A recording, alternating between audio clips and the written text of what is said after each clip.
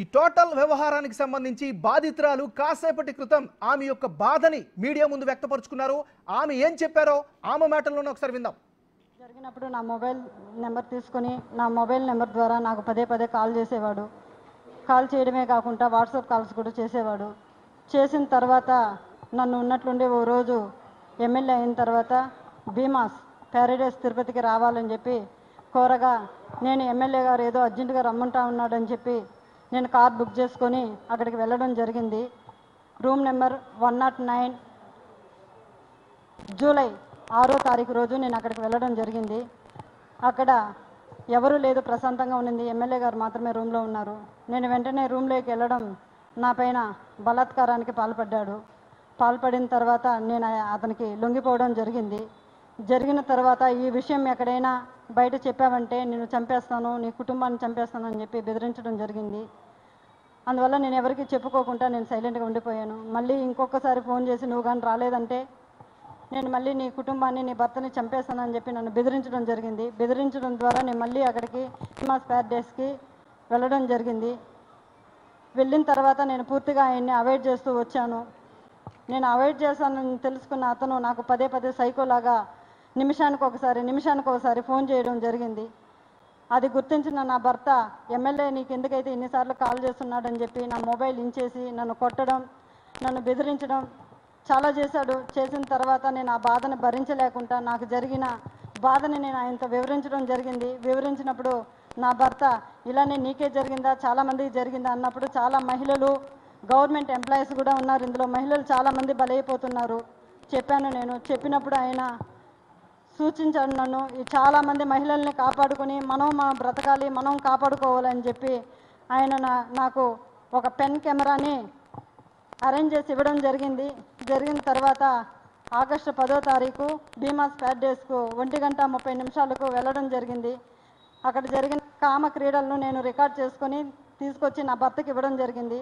అటు తర్వాత నేను మంగళగిరి పార్టీ ఆఫీస్ గారికి, పెద్దబాబు గారికి, చిన్నబాబు గారికి ఇద్దరికి నేను తెలియజేయడం జరిగింది. వాళ్ళ ద్వారా మాకు పిలుపు వస్తుందని ఇన్ని రోజులు వెయిట్ చేశాము. తర్వాత ఈ విషయం ఆయన తెలుసుకొని నన్ను బ్లాక్మెయిల్కి గురి చేయడము, మా ఇంటి చుట్టూ 4-5 మందిని పంపించి నన్ను వెతకడం చేస్తున్నాడు. నాకు ప్రాణహాని ఉంది, ప్రాణ భయంతో నేను ఇక్కడికి రావడం జరిగింది. అంతేకాకుండా ఇలాంటి చీడ పురుగులు తెలుగుదేశం పార్టీలో ఉన్న రోజులు తెలుగుదేశం పార్టీకి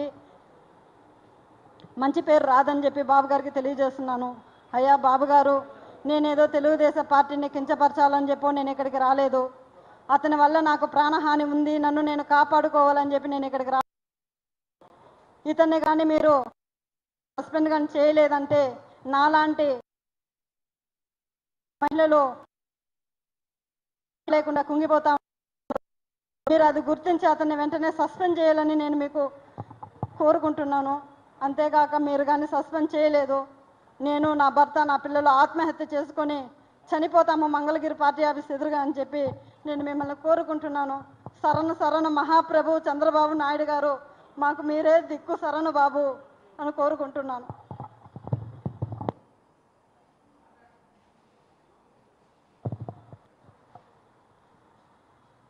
నా పేరు బాబు, లక్ష్మీ నా భార్య.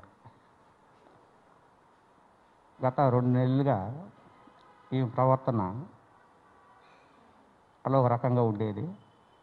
కుటుంబంలో కొన్ని విషయాలు, ఒక భర్తగా కొన్ని విషయాలు తెలుస్తూ ఉంటాయి.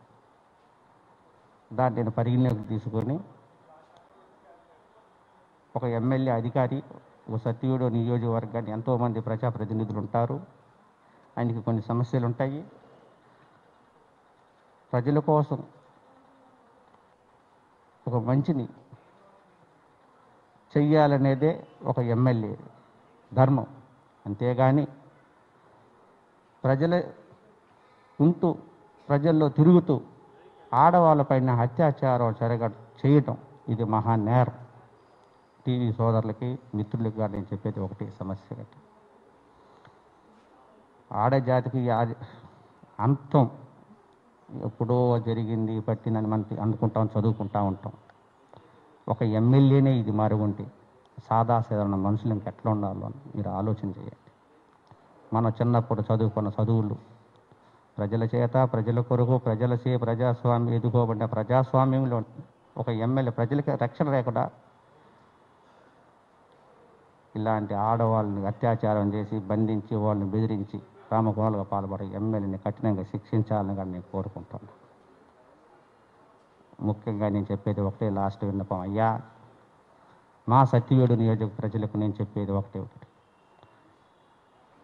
మన ఇంట్లో ఒక ఫంక్షన్ ఉంది, నా కూతురు పెళ్ళి ఉంది, మా అక్క శుభకార్యం ఉంది, నాకు కొడుకు పుట్టాడు, ఎమ్మెల్యే గారు మీరు రండి విందు చేయండి అని ఆనందపడిపోవాకండి. కోనేటి ఆదిమూల అనే వ్యక్తి కామాంధుడు. మీ ఇంట్లో విందు చేసి నీ భార్య మీద చెయ్యేస్తాడో, నీ పిల్ల మీద, నీ అమ్మ మీద కన్నేస్తాడో, నీ కూతురు మీద చెయ్యేస్తాడు. ఇటువంటి కామాంధుని అరికట్టాలని బాబు గారిని విజ్ఞప్తి చేస్తాం. అంతేకాకుండా కోనేటి ఆదిమూలతో మా కుటుంబానికి ప్రాణహాని ఉంది.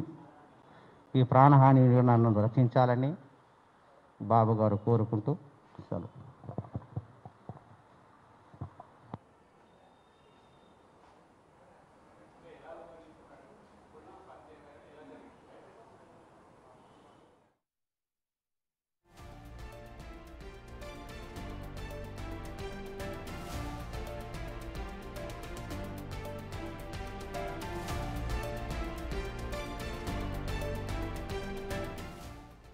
రైట్, మనం చూస్తున్నాం బిగ్ బ్రేకింగ్ న్యూస్ కంటిన్యూ అవుతుంది. సో ఎమ్మెల్యేకి సంబంధించినటువంటి వ్యవహారానికి సంబంధించి మినిట్ టు మినిట్ అప్డేట్ వస్తుంది. బాధితురాలు చాలా క్లియర్గా కేటగిరికల్గా చెప్తూ ఉంది. తిరుపతిలో ఉన్నటువంటి భీమాస్ ప్యారడైజ్కి తనను రమ్మన్నాడని, ఆగస్టు 10వ తారీఖున వెళ్ళానని, రూమ్ నెంబర్ 109లో ఎమ్మెల్యే ఉంటే అక్కడికి వెళ్ళాను, కానీ ఆయన ప్రవర్తన బాగోలేదు, మళ్ళీ వెంటనే వచ్చేసాను, మళ్ళీ పదే పిలిచినా మళ్ళీ వెళ్ళాను, నా భర్త సహాయంతో ఆయనకి ఒక పెన్ కెమెరా తీసుకొని వెళ్ళాను, అందులోనే ఇవన్నీ కూడా రికార్డ్ చేశాను, ఇవన్నీ వాస్తవాలే, ఖచ్చితంగా తెలుగుదేశం పార్టీకి సంబంధించినటువంటి అధినాయకుడు నారా చంద్రబాబు నాయుడే నాకు అన్నీ కూడా ఆయనే నాకు ఆదుకుంటాడని భావిస్తున్నాను, ఖచ్చితంగా నాకు ఆయన రక్షించాలి అంటూ కూడా బాధితురాలు మీడియా ముందుకు వచ్చి వాపోయినటువంటి పరిస్థితి కనిపిస్తుంది. ఇక బాధితురాలి భర్త కూడా క్లియర్గా చెప్పాడు, ప్రస్తుత ఎమ్మెల్యే ఆదిమూలం ఒక కామాంధుడు అంటూ కూడా ఆయన సంచలన వ్యాఖ్యలు చేసినటువంటి పరిస్థితి కనిపిస్తోంది.